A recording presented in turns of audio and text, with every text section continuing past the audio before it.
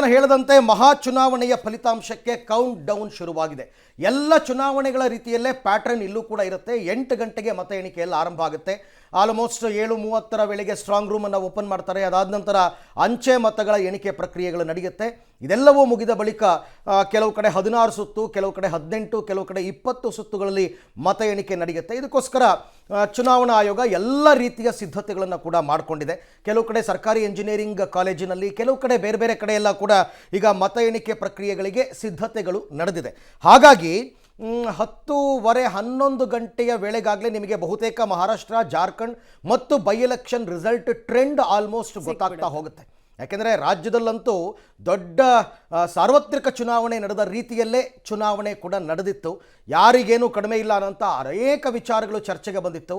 High voltage ಕ್ಷೇತ್ರವಾಗಿರ್ತಕ್ಕಂಥ ಚನ್ನಪಟ್ಟಣದಲ್ಲಿ Nikhil Kumaraswamy versus CP Yogeshwar ಮಹಾ ಚುನಾವಣೆಯ ಫಲಿತಾಂಶಕ್ಕೆ ಕೌಂಟ್ ಡೌನ್ ಶುರುವಾಗಿದೆ.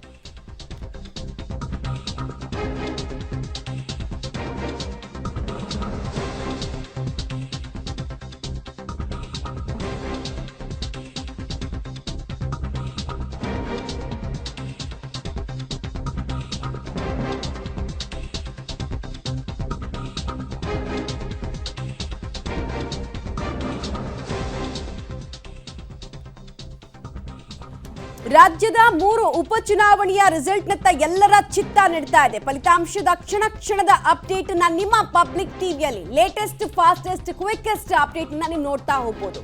ಬೆಳಗ್ಗೆಯಿಂದಲೇ ಪಬ್ಲಿಕ್ ಟಿವಿಯಲ್ಲಿ ನಾನ್ ಸ್ಟಾಪ್ ಲೈವ್ ಅನ್ನು ನಾವು ಕೊಡ್ತಾ ಇದ್ದೀವಿ. ಮಹಾ ಚುನಾವಣೆಯ ಫಲಿತಾಂಶಕ್ಕೆ ಕೌಂಟ್ ಡೌನ್ ಶುರುವಾಗಿದೆ.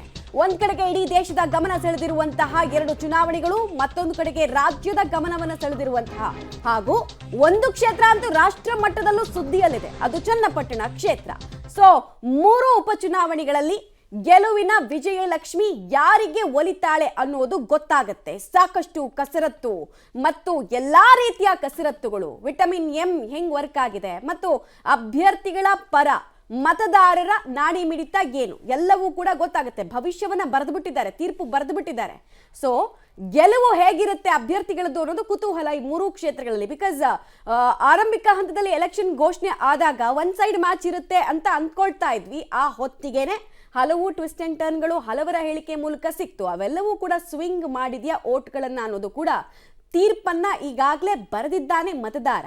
ಆ ತೀರ್ಪಿನ ಪ್ರಕಾರ ಯಾರ ಭವಿಷ್ಯ ಉಜ್ವಲವಾಗುತ್ತೆ, ಯಾರ ಭವಿಷ್ಯ ಕತ್ತಲೆಯ ಕಡೆಗೆ ಸಾಗತ್ತೆ ಅಥವಾ ದುರ್ಗಮ ಆಗತ್ತೆ ಅನ್ನೋದು ಕೂಡ ಕುತೂಹಲಕಾರಿ. ಸಾಮಾನ್ಯವಾಗಿ ಯಾವುದೇ ಉಪಚುನಾವಣೆಗಳು ಒಂದು ರಾಜ್ಯದಲ್ಲಿ ನಡೆದಾಗ ಆಡಳಿತ ಪಕ್ಷ ಯಾವುದಿರುತ್ತೆ ಆ ಪರವಾಗಿ ಮತದಾರರು ಮತವನ್ನು ಹಾಕುವಂಥದ್ದು ಪ್ರತೀತಿ ಮೊದಲಿಂದ ನಡ್ಕೊಂಡು ಬಂದಿರತಕ್ಕಂಥದ್ದು.